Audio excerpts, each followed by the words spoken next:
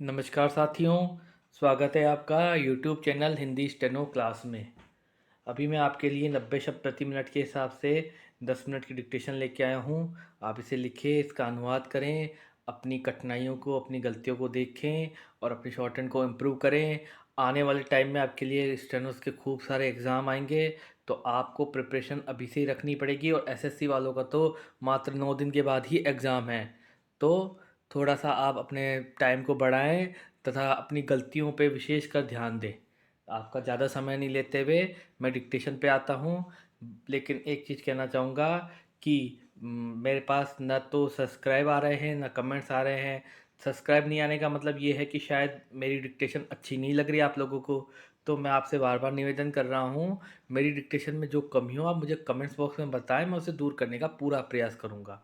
But subscribe नहीं आना और कमेंट्स भी नहीं आना, तो वो मेरे लिए थोड़ी सी अजीब सी स्थिति हो रही है। आप मुझे कमेंट, मैंने आपको पहले भी बोला है कि मैं बुरा मानूंगा ही नहीं, ना मैं किसी चीज़ को वो देखूँ, बल्कि मैं तो सुधारूंगा अपने आप को।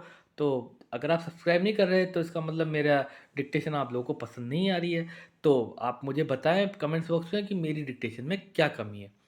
तो चलिए, आपका ज़्यादा समय नष्ट कर नहीं करते हुए हम डिक्टेशन पे आते हैं। चलिए साथियों, तैयार हो जाइए। Yes, dictation start. महोदय, योजना पर वाद विवाद सच्चे अर्थ में एक राष्ट्रीय विचार विमर्श का अवसर है और मुझे प्रसन्नता है कि सदस्यों ने इसे गंभीरतापूर्वक लिया है।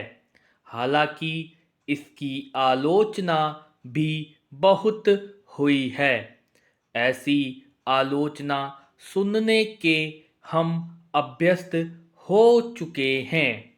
पहले इसका लक्ष्य योजना का विचार ही हुआ करता था। सौभाग्य से वह बात अब नहीं रह गई है और हम विकास की ऐसी सीढ़ी पर पहुंच चुके हैं जब मुझे आशा है कि सभी दल योजना के विचार का अनुमोदन करते हैं। कुछ ने योजना के कुछ अंशों का अनुमोदन किया है और अपनी आलोचना अनेक कार्यक्रम को लागू करने के तरीके के लिए सुरक्षित रखी है।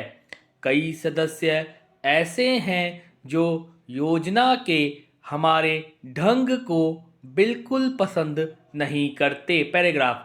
अब यह स्पष्ट है कि हम में से प्रत्येक व्यक्ति के रूप में नहीं, बल्कि दल के प्रतिनिधि के रूप में कुछ विचारों के पक्ष में है और कार्य संचालन के किन्हीं विशेष तरीकों को पसंद करता है। हमने पर्याप्त विचार विमर्श और सोचने समझने के बाद यह निश्चय किया कि हमें किस प्रकार का योजना आयोग बनाना चाहिए और आयोग को किस ढंग से काम करना चाहिए। योजना आयोग में निर्दलीय, स्वतंत्र विचारों वाले और गैर राजनीतिक विशेषज्ञ होते हैं, लेकिन वे पूरी तरह से योजना के लिए जिम्मेदार नहीं होते। योजना का निर्माण प्रत्येक राज्य के विभिन्न स्तरों के लोगों के साथ अनेक विचार विनियमनों के आधार पर होता है और अंततः उसे अंतिम रूप देने के लिए राष्ट्रीय विकास परिषद में प्रस्तुत किया जाता है, जिसके अंतर्गत सभी मुख्यमंत्री होते हैं, जिनमें अनेक अन्य दलों के होते हैं। वे मिल बैठकर अपने विचार व्यक्त करते हैं। यह ठीक है कि इन बैठकों में मतभेद भी होता है, जो सामान्यतः योजना के तरीकों को लेकर नहीं, बल्कि अधिकांशतः इस पर होता है कि किस राज्य को कितना पैसा मिलना चाहिए। हम जानते हैं कि हमारा कोई भी ऐसा कार्यक्रम नहीं है जो हमारी पूरी जनसंख्या की आवश्यकता के लिए पर्याप्त हो। सभी समय उपलब्ध साधनों और जनता की आवश्यकता के बीच सामंजस्य के लिए प्रयास करना होता है। यह सोचना होता है कि क्या किया जाना चाहिए अथवा एक दूसरे क्षेत्र के लिए क्या किया जाना चाहिए। कुल मिलाकर यह योजना अगले 4 वर्षों के लिए प्रगति का घोषणा पत्र है। हमें कुछ अनुमान है। पैराग्राफ। महोदय, यद्यपि योजना के अंतिम रूप पर यह औपचारिक बहस अब हो रही है, हमने योजना के प्रारूप के बारे में काफी ब्यौरेवार विचार किया था। एक माननीय सदस्य ने कहा है कि योजना से ऐसा नहीं लगता कि कामों को निपटाने में तत्परता जरूरी है। मैं समझती हूँ कि योजना के प्रारूप और उसके अंतिम रूप में यही अंतर है। अंतिम रूप में हमने तात्कालिकता पर जोर दिया है, जिसका प्रमाण यह है कि उसमें आज की प्रमुख समस्याओं की पहचान की गई है, जैसे बेरोजगारी या क्षेत्रीय असंतुलन अथवा अन्य ऐसी ही बातें। इनमें से कुछ समस्याओं के समाधान में कोई विलंब नहीं होना चाहिए और उन्हें तत्काल दृढ़ निश्चय के साथ हल किया जाना चाहिए। लेकिन कुछ परिस्थितियां ऐसी होती है जिनमें हमें काम करना होता है। कुछ मान्य तरीके हुआ करते हैं। इनमें से एक है लोकतंत्री प्रक्रिया।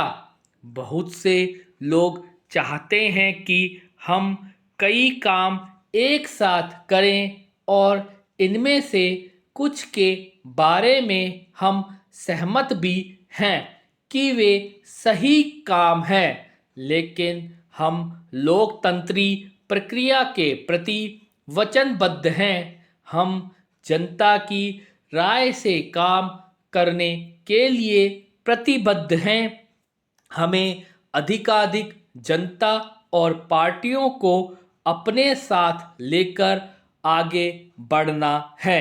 मैं समझती हूँ कि अगर इससे हमारी गति कुछ धीमी भी रहती है तो भी हमारी प्रक्रिया को बल मिलता है और हम जो भी काम हाथ में लेते हैं उसे बल मिलता है।